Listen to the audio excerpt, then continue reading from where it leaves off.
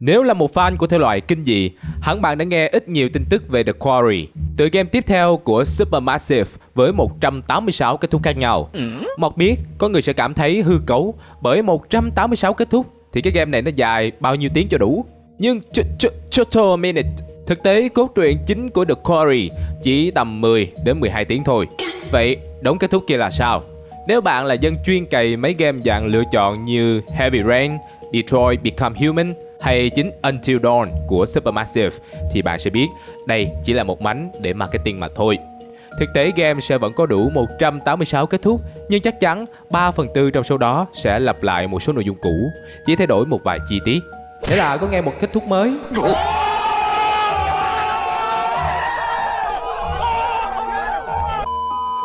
Bạn thấy chưa? Họ có nói xạo bạn đâu, chỉ là nói chưa hết mà thôi. Với phong cách làm game của Supermassive Games, có thể tin rằng kết cục này sẽ được chia làm nhiều nhóm, với sự khác biệt về nhân vật nào sống sót, nhân vật nào phải ra đi, tùy theo lựa chọn của game thủ. Nhưng ngay cả khi không có mánh lới về số lượng ending, The Quarry vẫn thu hút sự chú ý của cộng đồng mê kinh dị. Đơn giản là vì Supermassive đã gây dựng được danh tiếng kể từ khi Until Dawn ra mắt hồi năm 2015 và được đánh giá là một trong những game kinh dị hay nhất trong nhiều năm qua. Từ đó đến nay, nhà phát triển vẫn giữ vững được phong độ khi liên tục ra mắt những tựa game kinh dị mới trong bộ sưu tập The Dark Pictures Anthology. Chúng bao gồm Man of Medan, Little Hope, House of Ash và sắp tới là The Devil in Me. Những tựa game này đều đạt được những thành công nhất định, nhưng vẫn còn thiếu một chút để vươn tới cái ngưỡng mà Until Dawn từng xác lập. Đó là một sự nuối tiếc không hề nhẹ.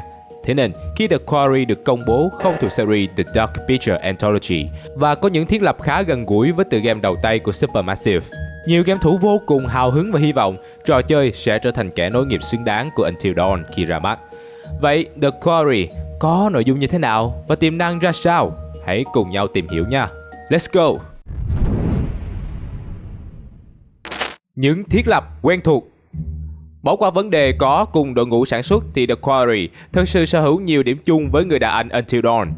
Trong tựa game mới, người chơi sẽ không cần phải lo lắng về những yếu tố kinh dị thuộc thể loại siêu nhiên như đã từng chạm trán trong The Dark Picture Anthology. Mối nguy hiểm giờ đây đời thường hơn rất nhiều và có thể bị đánh bại bởi chúng là những tên sát nhân đáng sợ.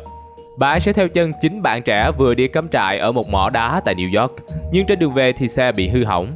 Cả nhóm buộc phải ở lại mỏ đá này thêm một đêm nữa. Trước khi rời đi, chủ nhân của mỏ đá là ông Hackett cảnh báo rằng cả nhóm phải ở yên trong nhà khi màn đêm buông xuống. Nét đặc trưng của các phim kinh dị hồi thập niên 90 là gì? Là thanh niên pháp lực vô biên, hất cùn như điên và sống như thần tiên. Tại sao họ phải nghe lời khuyên của một lão già trong khi họ là nhân vật trong một tựa game kinh dị cơ chứ? Rất nhanh chóng sau đó, đám người này bị truy sát bởi một kẻ giết người hàng loạt và trách nhiệm giải quyết cái mớ hỗn độn này sẽ rơi lên vai của bạn. Bằng những lựa chọn trong suốt quá trình chơi game, người ta sẽ phải giúp đám thanh niên này trốn chạy khỏi tên giết người bằng bất cứ thứ gì tìm thấy được. Kẻ thủ ác trong trò chơi được nhà phát triển mô tả là sự tà ác khát máu ẩn náu trong rừng thẳm và một sinh vật ghê rợn. Vẫn chưa thể hình dung rõ ràng về sự mô tả hơi chung chung này, nhưng có thể nhận ra Supermassive đã chất lọc tất cả những gì game thủ ưa thích về Until Dawn, sau đó kết hợp chúng lại và dùng nó làm nền tảng vững chắc nhất để tạo ra một tựa game mới nhưng có đầu tư hơn để chinh phục game thủ của mình.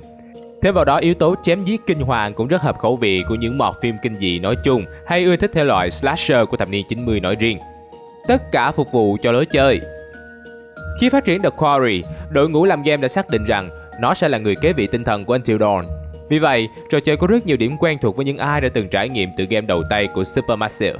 Trò chơi cũng lấy nguồn cảm hứng từ những bộ phim kinh dị dạng Slasher and Creature, tức những sinh vật tà ác, có thể mang quyền năng siêu nhiên và thích giết người, bám sát các trope quen thuộc của thể loại kinh dị hơn so với các game trong bộ sưu tập The Dark Picture Anthology. Không khó để nhận ra những yếu tố quen thuộc từ các bộ phim như Nightmare on Elm Street, Sleepaway Camp hay Friday the 13th khi thưởng thức trò chơi này.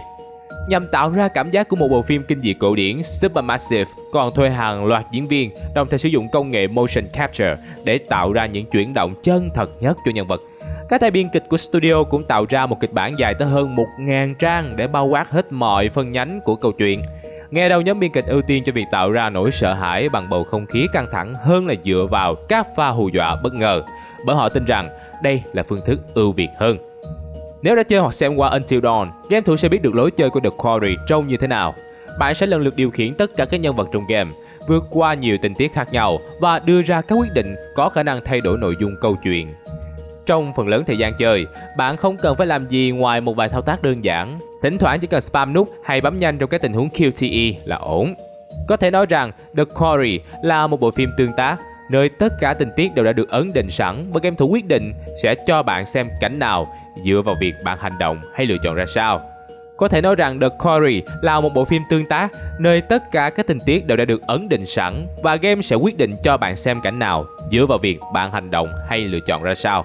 Dù trong hầu hết các tình huống, những cô cậu nhân vật chính của game đóng vai trò con mồi, nhưng không vì thế mà họ hoàn toàn không có sức chống cự. Theo những gì được nhà sản xuất chia sẻ, game thủ có thể sử dụng khá nhiều loại vũ khí khác nhau trong trò chơi, bao gồm một khẩu shotgun từng được giới thiệu trong đoạn trailer khá ấn tượng. Có thể thấy rằng game sẽ không chỉ toàn là căng thẳng và hồi hộp, mà cũng đem lại cho bạn một chút vui thú khi cho sử dụng vũ khí để tự vệ, để những pha hù dọa sau đó càng trở nên khủng khiếp hơn. The Quarry cũng có chế độ movie dành cho những ai thích một trải nghiệm đậm chất điện ảnh hơn, giống như đang xem một bộ phim kinh dị. Khi được kích hoạt, chế độ này sẽ vô hiệu hóa một số yếu tố gameplay đòi hỏi nhiều thao tác điều khiển. Do đó, game thủ có thể có trải nghiệm game một cách liền mạch chỉ với một vài nút bấm đơn giản trên tay cầm của mình. Chưa hết, người ta còn có thể bỏ qua hết mọi thao tác bằng cách thiết lập tính cách cho từng nhân vật. Sau đó, ngã người ra ghế, thư giãn và xem các nhân vật hành động dựa trên tính cách của họ. Nếu tắt đèn và đeo tai nghe, biết đâu sẽ có cảm giác như thể đang ngồi trong rạp xem phim kinh dị vậy. Dù được thiết kế ban đầu như một tựa game chơi đơn, chế độ multiplayer cũng tồn tại trong The Quarry bởi đội ngũ phát triển nhận ra rằng khi chơi Until Dawn, game thủ rất thích tụ tập cùng nhau cho đỡ sợ, hoặc là càng sợ hơn vì sự ngu si của đồng đội. Supermassive đã thiết kế hai phương thức chơi tập thể là thay phiên nhau điều khiển các nhân vật, hoặc 8 người có thể chơi cùng nhau, bình chọn để đưa ra hành động khi bắt đầu xảy ra các sự kiện quan trọng. Lắm thầy nhiều ma, có khi các ông loay hoay ban pick mãi thì miss luôn cái lựa chọn đó cũng chưa biết chừng. Nhưng nhìn chung thì The Quarry sẽ bớt phần ghê rợn hơn khi có chế độ chơi này, bởi một nhóm game thủ sẽ có thể cùng nhau thưởng thức trò chơi và bình phẩm, bàn tán về các tình tiết trong game. Ai thích chơi game kinh dị mà sợ ma thì có thể cân nhắc. Học hỏi từ quá khứ. Với tựa game mới The Quarry, Supermassive hẳn đã học hỏi được ít nhiều từ sai lầm trong quá khứ khi thực hiện House of Ash. Trò chơi này có nhân vật chính vô cùng nhàm chán, khiến cho game thủ không thể nào đầu tư tình cảm của mình vào nhân vật. Rõ ràng, việc nhìn thấy một nhân vật yêu thích rơi vào hiểm nguy chắc chắn sẽ hồi hộp và cuốn hút. Còn kẻ qua đường nào đó có gặp phải quái vật hay bị người ngoài hành tinh bắt về phố giống thì ai thèm quan tâm chứ. Rút kinh nghiệm từ bài học đó, nhà phát triển cho biết các nhân vật của The Quarry đều sẽ có những tính cách rất riêng, bao gồm cả đức tính tốt và những thói quen xấu. Chính sự không hoàn hảo này giúp cho các nhân vật ảo trở nên người hơn, gần gũi hơn và đáng để người ta tìm hiểu hơn. Trong quá trình khám phá nhân vật bản thân đang điều khiển, tính gắn kết sẽ được tạo ra trong vô thức, và chính sự gắn kết này sẽ làm cho game thủ yêu thích The Quarry và bị nó hấp dẫn. Họ sẽ không thể rời mắt khỏi màn hình cho đến khi biết được số phận nào đang chờ đợi các nhân vật do bản thân điều khiển. Với 186 kết thúc đang chờ đợi, game thủ có thể tin chắc rằng không một nhân vật nào là an toàn tuyệt đối. Supermassive có thể làm game không xuất sắc bằng các studio huyền thoại khác, nhưng họ rất chịu khó đầu tư cho nguyên nhân ngủm củ tỏi của nhân vật trong game. Nghe đâu mỗi nhân vật của The Quarry sẽ có từ 10 đến 12 cách về chầu tổ tiên ông bà khác nhau, nên game thủ sẽ phải cực kỳ cẩn trọng trong lời nói cũng như việc làm của mình. Dù thời lượng của mỗi lần chơi chỉ có dài khoảng 10 giờ, cái chết của một số nhân vật quan trọng có thể rút ngắn cuộc chơi xuống còn 7 giờ hoặc là ít hơn nữa. Bởi tất cả các nhân vật trong game đều có thể gặp nạn, cái chết của ai đó được yêu thích có thể khiến cho người ta muốn khởi động lại trò chơi, hoặc cực đoan hơn là rage quit.